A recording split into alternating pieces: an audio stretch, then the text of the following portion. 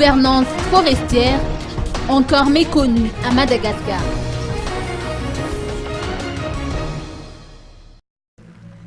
La plateforme de la société civile environnementale Voargas a organisé une série d'ateliers pour se pencher sur la gouvernance forestière au mois d'octobre dernier.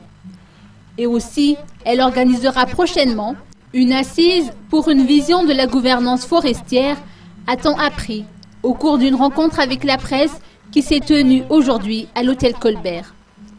La gouvernance forestière malagasy reste nettement en dessous de la moyenne, mais aucune note zéro n'a toutefois été relevée, selon Ange Ndiamang, coordonnateur national de l'Alliance Voargas.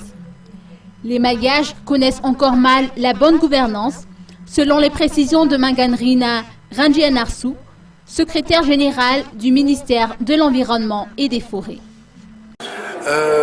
Dire que le trafic de bois de rose se poursuit, je crois que ce sont les informations qui semblent disparates et ça tombe à compte-gouttes.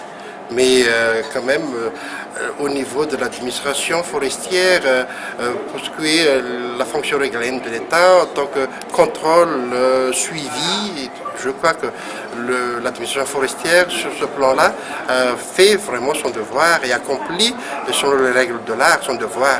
Mais seulement, il faut bien définir quand même qu'en État, il y a pas mal d'intervenants, donc que chacun connaisse ses attributions propres.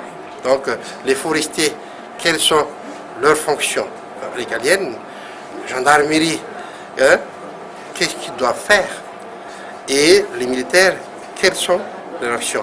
Si je le dis de manière précise, le contrôle et la verbalisation, suivi des actes, des actions illicites, ça c'est le rôle de l'administration. Pour la gendarmerie, c'est un appui, parce qu'il a une sécurité aidant. La gendarmerie doit être là pour appuyer et sécuriser les agents forestiers dans l'accomplissement de leurs fonctions.